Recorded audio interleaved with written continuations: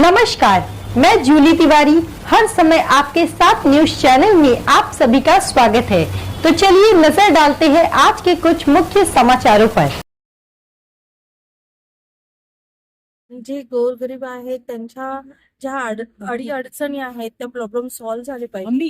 नगर सेवक आहेत तर त्या प्रत्येक सुख आणि दुःखात प्रत्येक नागरिक मध्ये ते इन्वॉल्व झाले पाहिजे। पर एक्सीडेंट हो रहे, काफी सारे एक्सीडेंट हो रहे। उन लोगों के ना तो मुआवजा मिल रहा है और ना तो उनको नौकरी मिल रही है, ना तो किसी को नौकरी मिलनी चाहिए। और दूसरी बात, इस गली में रोड पर ना तो रास्ते बराबर है और ना तो लाइट का कोई ये है। स्ट्रीट लाइट चालू है तो बंद है, ना तो उसको रिपेयर कर पा रहे ना तो चालू कर पा रहे। मुझे ऐसी नगर सेविका चाहिए जो असल में लोगों को समझे, डोर टू डोर जाके लोगों से उनकी समस्याओं को पूछे। यहाँ पे बहुत सारी दिक्कतें हैं, तो प्रॉब्लम यहाँ पर ये है कि लोगों का कोई ओपिनियन नहीं जानना चाह रहा है कि लोग चाहते क्या है। लेकिन अंबरनाथ प्रभाग क्रमांक 14 में राष्ट्रवादी कांग्रेस पार्टी की एडवोकेट आफरीन हाजी मस्तान शेख चुनावी मैदान में। अंबरनाथ नगर पालिका प्रभाग क्रमांक 14 में राष्ट्रवादी कांग्रेस पार्टी की कष्टकरी महिला उम्मीदवार एडवोकेट आफरीन हाजी मस्तान शेख ने चुनावी प्रचार शुरू कर दिया है। अपने संबोधन में उन्होंने जनता के बीच यह संदेश दिया कि उनका मुख्य उद्देश्य शहरवासियों की समस्याओं का समाधान करना है। उन्होंने कहा कि उनकी पहचान तुतारी के निशान वाले बटन से है और जनता को इस निशान को दबाकर उन्हें भारी बहुमत से विजयी बनाना चाहिए। एडवोकेट आफरीन ने अपने पिछले अनुभव और पिछले वर्षों में किए गए कार्यों का उल्लेख करते हुए कहा कि उन्होंने पानी, बिजली और सफाई जैसी मूलभूत सुविधाओं से जुड़ी शिकायतें प्रशासन के सामने कई बार रखी है। उन्होंने जनता से अपील की है कि वे ऐसे उम्मीदवार को अपना वोट दें जो सचमुच उनकी तकलीफों को समझे और उनका समाधान करने की पूरी कोशिश करे। भविष्य की योजनाओं के बारे में उन्होंने बताया कि आने वाले सालों में अंबरनाथ के हालात में सुधार लाना उनकी प्राथमिकता होगी। उन्होंने जनता से विश्वास और सहयोग की उम्मीद जताई और कहा कि यही सही समय है कि शहरवासियों को अपने वोट से ऐसा प्रतिनिधि चुनना चाहिए जो उनकी समस्याओं को गंभीरता से सुनी और उनका समाधान सुनिश्चित करे। एडवोकेट आफरीन हाजी मस्तान शेख की यह चुनावी लहर शहर में चर्चा का विषय बनी हुई है और उनके समर्थक जनता से अपील कर रहे हैं कि वे तुतारी निशान के बटन को दबाकर उन्हें विजयी बनाएं।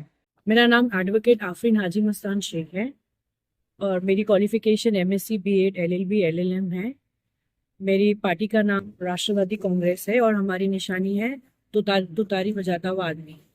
मैं एक समाज सेविका हूँ। मैंने एज अ पार्टी रिप्रेजेंटेटिव इस वार्ड के लिए लास्ट कुछ सालों में जो भी काम किए हैं वो लोगों के सामने हैं।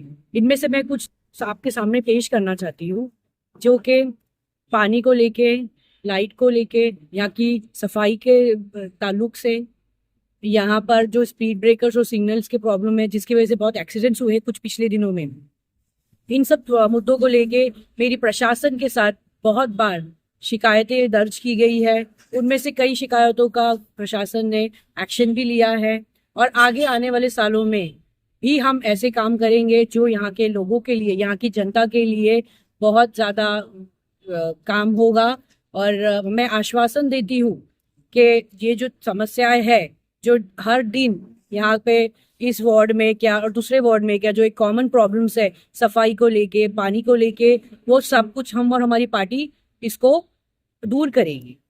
ये और मैं ये जनता से गुजारिश करना चाहती हूँ तहे दिल से कि देखिए ये इलेक्शन जो है वो 5 साल में एक बार आएंगे और आप अपना जो ये कीमती वोट है, ये कीमती वोट ऐसे इंसान को, ऐसे शख्स को दीजिए जो सच में आपकी तकलीफों को समझे और आपके जो प्रॉब्लम्स है उसको सॉल्व करे और पूरी सॉल्व करने की कोशिश करे, ताकि आने वाले कुछ सालों में ये अंबरनाथ के जो हालात है वो बदले हुए दिखाई देंगे। क्योंकि आज जो अंधा राज चालू है अंबरनाथ में, लोग जो परेशानियों का शिकार हो रहे हैं वो बदलेंगे।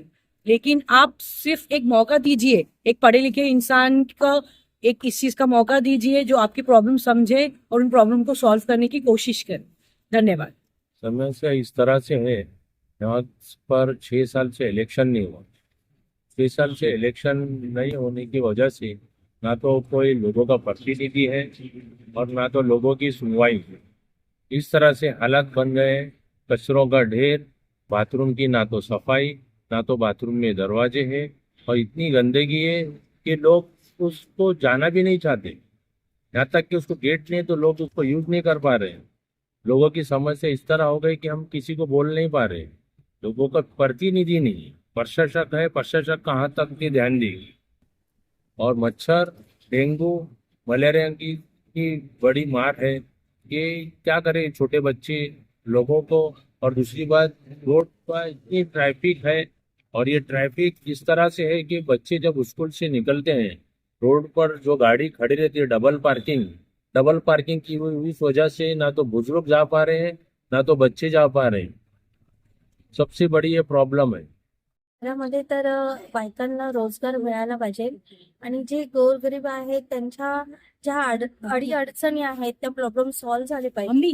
नगर सेवक आहेत तर त्या प्रत्येक सुख आणि दुःखात प्रत्येक नागरिक मध्ये ते इन्व्हॉल्व्ह झाले पाहिजे अशी इच्छा आहे. जसं की लाईट, पाणी, गटार, स्वच्छता करणं, ह्या सगळ्या नगरमध्ये त्यांनी बारकीने लक्ष दिलं पाहिजे. की समस्या। हाँ, नमस्कार जी सबको।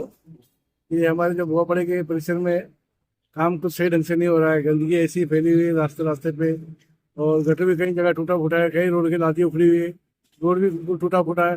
आज तक किसी ने ध्यान नहीं दिया, नहीं कोई अच्छा ढंग से आता आदमी, नहीं कोई काम करता मोहल्ले का। तो कोई अच्छा नेक बंदा आ जाए और मोहल्ले का काम हो तो सबके लिए अच्छी बात है। कैसा नगर सेवक चाहिए? देखो, जो मोहल्ले का काम करे, जो वार्ड का विकास करे, वही आदमी चाहिए। इस वार्ड नंबर 14B में मुझे ऐसी नगर सेविका चाहिए जो असल में लोगों को समझे, डोर टू डोर जाके लोगों से उनकी समस्याओं को पूछे।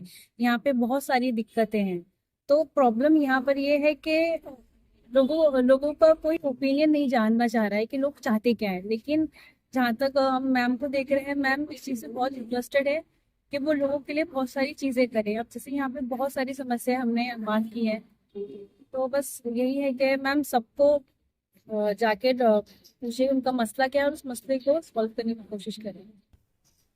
इलेक्शंस है, सारे लोग आ रहे हैं। पहले कोई आता नहीं था, कोई चीज़ पे ध्यान नहीं देता था।